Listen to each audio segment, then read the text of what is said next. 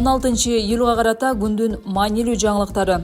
Куткаруучулар Ошто сел алып кеткен аялды издөөнү улантып жатат. ÖKM куткаруу иштерине 143 адам тартылганын билдирди.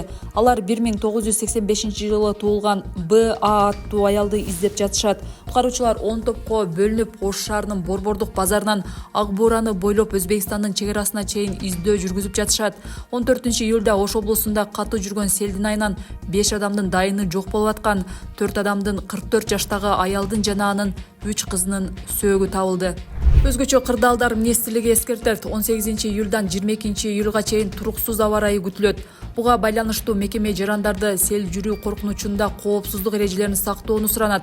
Арыктарды тазалап, жээктерин бекемдеп жана таштанды таштабоону, турак жай жайгашкан жерде жаан суулары агып өтүүгө ылайыкталган арыктын болушун камсыздоону, үй же сарай салууда, эгин айдоодо сел жүрүү кооптулугу бар тилкелерге жакын эместигине өзгөчө көңүл бурууну, сел учурунда дароо коопсуз жайга кетүүнү, мүмкүнчүлүк болсо үйдөгү свет, суу, газды өчүрүүнү.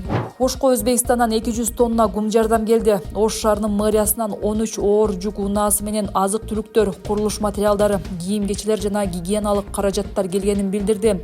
Ош шаарына анын ичинен 9 оор жүк унаасында келген жардам калды. Гум жардамды Анжиян облусунун губернатору Шаятбек Абдурахманов жеткирип келди. Баткендин мамлекеттик кызматкерлери Ошко бир күндүк маянасын которот. Баткен облусунун мамлекеттик кызматкерлери бир күндүк эмгек акыларын Ош шаарына которушат. Каржылык жардам 14-июлда катуу селден жабыркаган Оштун тургундарына сарпталат. Бул чечимди президенттин Баткен облусундагы ыйгарым укуктуу өкүлүнүн аппараты Лейлек, Баткен, Кадамжай райондук администрациялары жана Баткен, Кызыл Кыя, Сүлүктүү шаардык мэриялары кабыл алышты. Жалал Абад 17 жашар кыздын өмүрүн алган жарылуудан кийин 3 адам кармалды. Жалал Абад шаарында суусундук сатуучу жайда өлүмгө алып келген жарылуудан кийин 3 адам кармалды. Бул тууралуу 16-июлда УКМКнын басма сөз кызматы билдирди. Жарылуу 17-июль күнү эртең менен болгон. Суусундук саткан жайда газдалган сууну жасоо үчүн колдонулган газ баллону жарылып, 17 жаштагы сатуучу кыз каза тапкан. Дагы 5 адам ар кандай деңгээлдеги жаракат алган. УКМКдан мэриянын алдындагы керектүү РНГ жана кызмат көрсөтүү департаментинин жетекчилиги жана айрым кызматкерлери жогорку кызматтагылар менен болгон байланышын колдонуп, муниципалдык жерлерди уруксатсыз берип келишкен. Бул факты боюнча аталган департаменттин директору жана инспектору, ошондой эле павильондун ээси кармалды.